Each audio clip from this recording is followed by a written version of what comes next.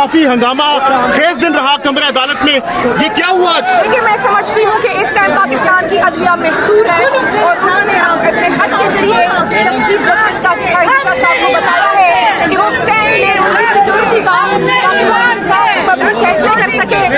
आपकी केस के हवाले से बताइए। आज इस वक्त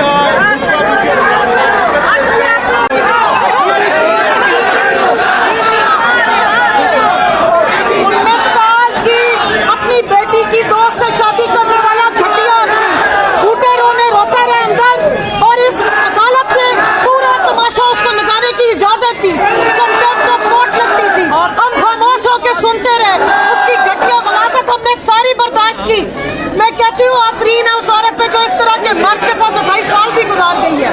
लानत है इस जैसे लोगों पे, और मैं हैरान हूँ इस अदालत पे जिसने सारी बकवास और सारी फजूलियात तोहमतें जो है वो सुनी है। इसके ऊपर तो केस चलना चाहिए, इसको तो बंद करना चाहिए था।